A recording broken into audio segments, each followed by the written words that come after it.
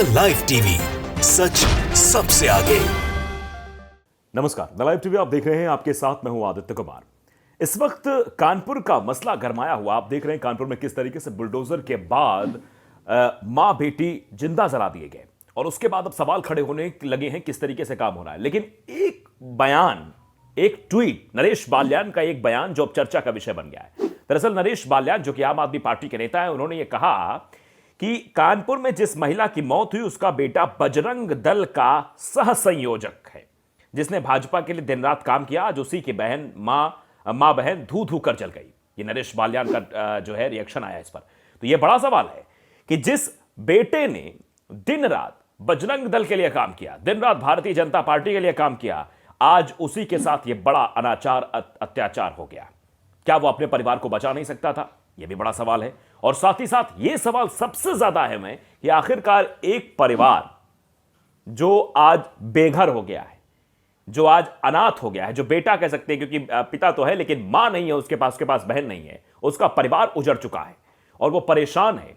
और कहा जा रहा है कि भारतीय जनता पार्टी के काल के लिए वो काम करता था, बजरंग दल में वो सह संयोजक था। तो बजरंग दल का किस तरीके का काम है वो देखते हैं आप। लेकिन ये सवाल बहुत बड़ा है। जिस तरीके से सवाल उठाया गया है उसके बाद अब ये सवाल खड़े हो गए हैं कि भैया बताइए जरा कि वो लोग भी सुरक्षित नहीं है। इसलिए कहा जाता है, एक बहुत अच्छा शेर है कि लगेगी आग तो आएंगे कई घर जद में, लगेगी आग तो आएंगे कई घर जद में, यहां सिर्फ हमारा मकान थोड़े है। ये शेर राहत इंदौरी साहब का था। वो हमारे बीच नहीं है लेकिन उनका शेर आज भी प्रचलित है और आज भी वो प्रासंगिक हो रहा है, क्योंकि जिस तरीके से बजरंग दल वाले काम करते वो सब काम करते हैं। और जब भी ऐसे घरों को पर बुलडोजर चल रहा, जब मुसलमानों के घरों पर बुलडोजर चल रहा था, तब वही लोग समर्थन करने के लिए उतर रहे थे। आज स्थिति क्या है देश की? आज आप देख रहे हैं कानपुर में किस तरीके से बुलडोजर चला। डीएम साहिबा जो है डांस कर रही थी, डीएम साहिबा के आदेश पर ही बुलडोजर चल जाता है, घर तबाह हो जाता है, घर गिर जाता है, आग लग जाती है, मां बेटी जल जाते हैं और वही शख्स वीडियो बना रहा होता, देखिए मेरी मां जल रही है। कितना वो मतलब ऐसा भावुक दृश्य रहा होगा कि वो बेटा कुछ नहीं कर पा रहा है।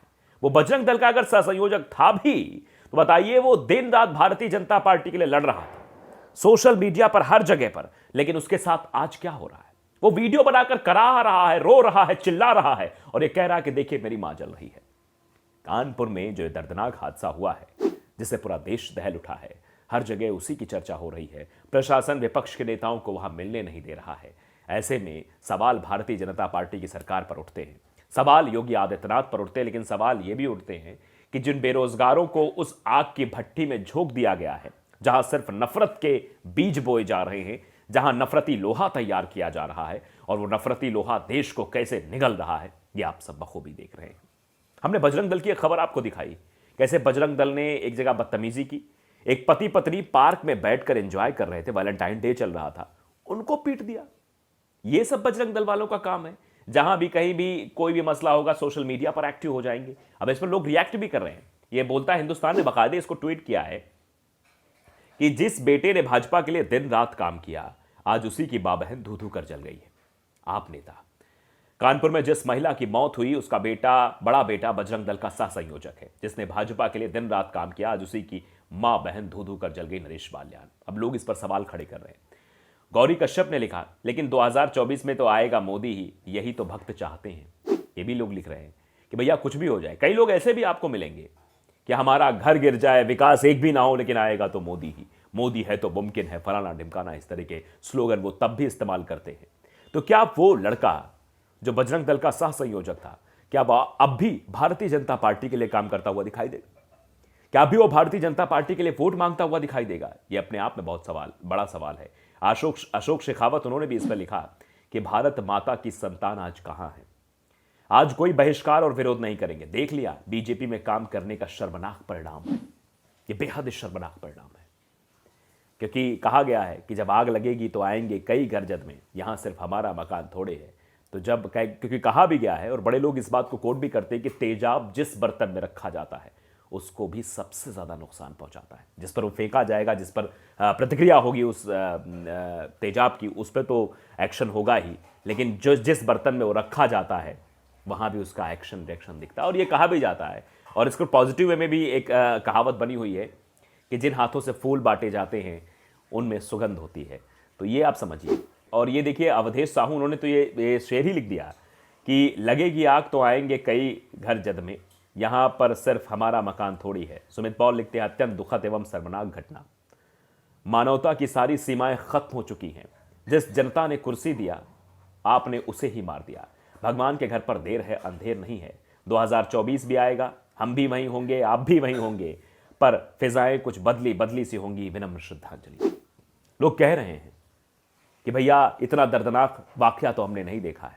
आप बताइए, पुलिस व्यापारी को भी जो है ढूंढ कर मार देती। किस तरीके से आपने देखा कि पुलिस वालों पर आरोप लगा था कि पुलिस वालों ने एक व्यापारी की हत्या कर दी।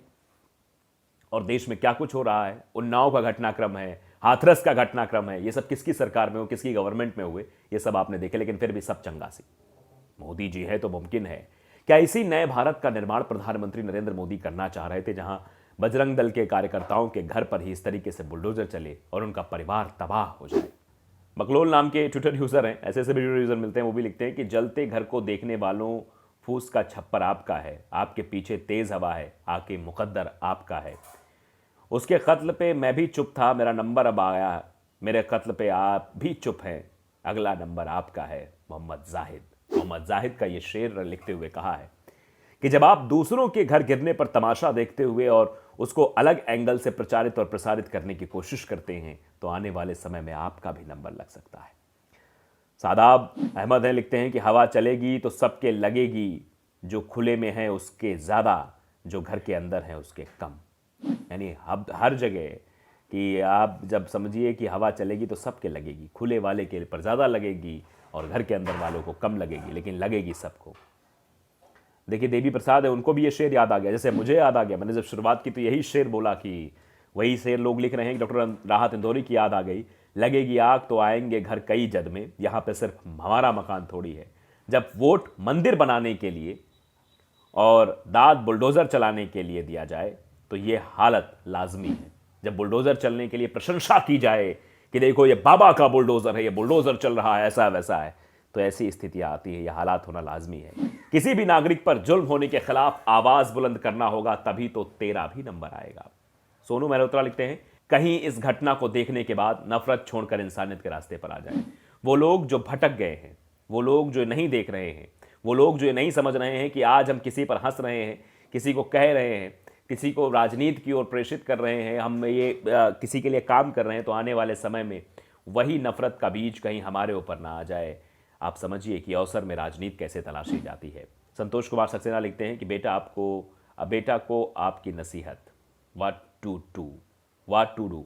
सरकार पुलिस को सलाह, व्हाट टू डू। बीजेपी को सलाह, व्हाट टू डू। राजनीतिक दल आपस में बैठकर अधिकारियों एग्जीक्यूटिव के साथ लाइन ऑफ एक्शन की मानवीयता सहित अधिकार और जवाबदेही अंजाम देना। कोई workshop meeting, MLA MP and executive local officers अवसर की तलाश में राजनीति, ये सब चीज़ें हो रही हैं। लेकिन देश है ज़्यादा महत्वपूर्ण है, देश सबसे बड़ा है।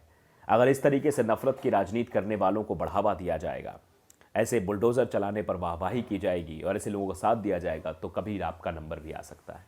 इसीलिए कहा गया है कि लगेगी आग तो आएंगे कई घर जद में, यहाँ सिर्फ हमारा मकान थोड़े हैं। तो द लाइव टीवी को अगर आपने सब्सक्राइब नहीं किया है, सब्सक्राइब जरूर करिए, बेल आइकन दबाइए ताकि सच खबर आप तक पहुंचती रहे। नमस्कार। द लाइव टीवी, सच सबसे आगे।